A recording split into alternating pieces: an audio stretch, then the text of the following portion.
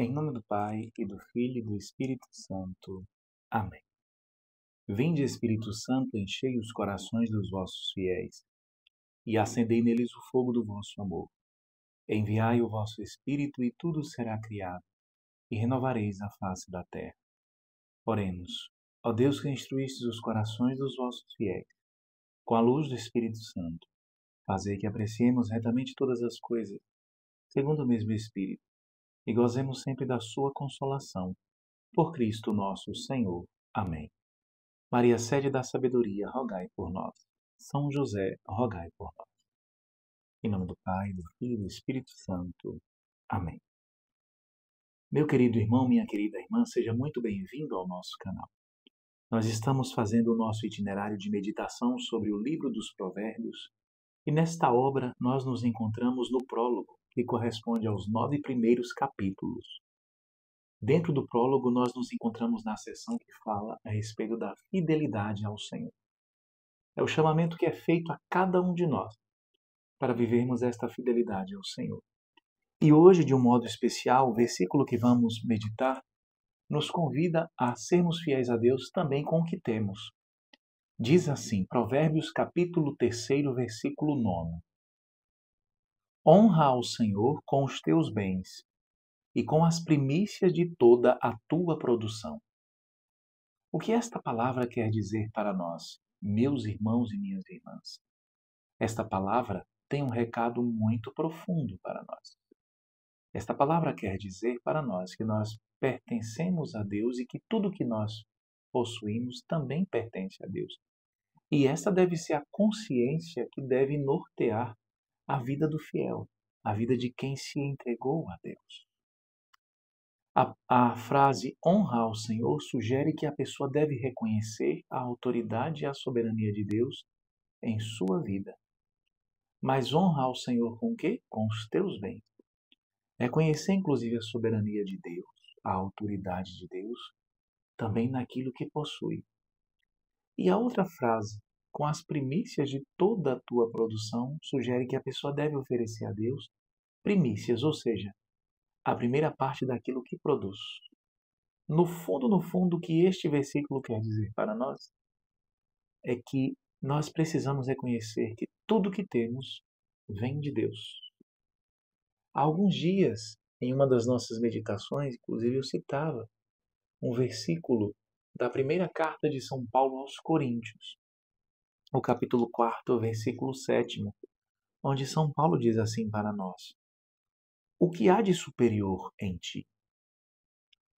Que é que possuís que não tenhas recebido?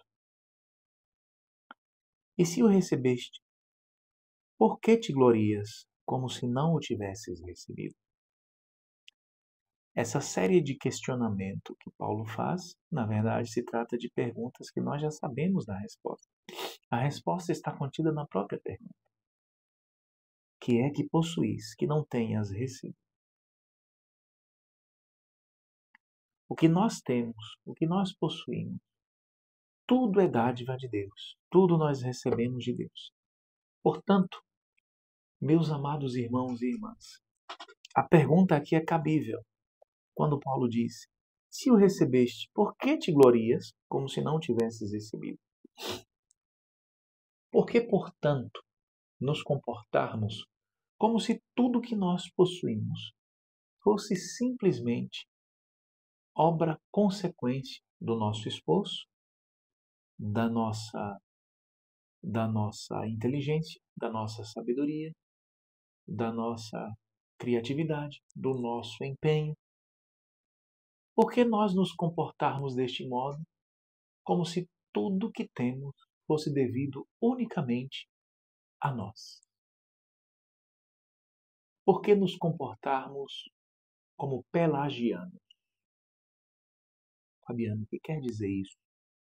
Pelagiano. O pelagianismo foi uma heresia lá que surgiu na época da Igreja Primitiva.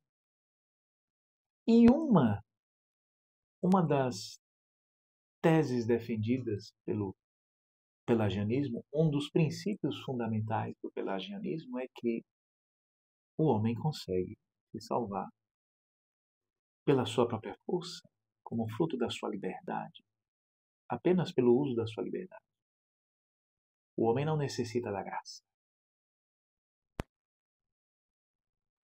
Essa heresia, ela está presente de um modo muito vivo, ainda hoje na sociedade. E muitas vezes nós cristãos nos comportamos como se nós tivéssemos como princípio fundamental esta premissa, este ensinamento do pelagianismo. Dizemos que confiamos na graça de Deus, até suplicamos a graça de Deus, mas no final das contas, pensamos que nos aperfeiçoamos unicamente através das nossas potências, das nossas capacidades. Não nos reconhecemos dependentes do Senhor. E se nós nos reconhecermos dependentes de Deus, nós viveremos a verdadeira liberdade. Se nós nos reconhecermos dependentes da graça divina, nós viveremos a verdadeira liberdade dos filhos de Deus. Encontraremos a vida verdadeira. Mas essa dependência de Deus deve se referir a tudo na nossa vida.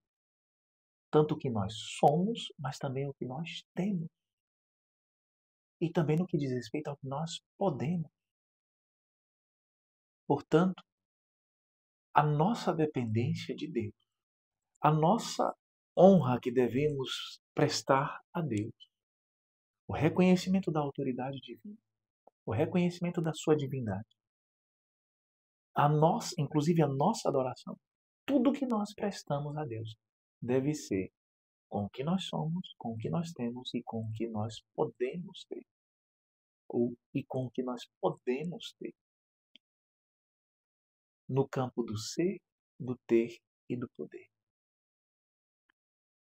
Por que vivermos como se não dependesse? Como se tudo fosse fruto simplesmente do nosso esforço? Imagine a sensação de liberdade que você sentiria ao se libertar do apego aos seus recursos materiais. Porque no final das contas, quando nós agimos como se tudo fosse fruto da nossa capacidade, nós findamos nos apegando àquilo que nós produzimos. E este apego nos escraviza. Quantas pessoas hoje vivem escravizadas? Escravizadas do bem material, pelo bem material. Escravizadas por aquilo que elas buscam ter. Quantas pessoas hoje vivem uma vida de verdadeira tortura? Uma tortura moral, uma tortura psicológica. Uma tortura que muitas vezes elas impõem a si mesmas. Imagine a sensação de paz que você sentiria ao saber que Deus está no controle e que você está fazendo a coisa certa ao oferecer a Ele uma parte dos seus recursos. Oferecer as primícias, isso aqui nos faz lembrar, por exemplo, do dízimo. O dízimo consiste, desde lá do Antigo Testamento, exatamente em oferecer os primeiros frutos do seu trabalho, do seu esforço.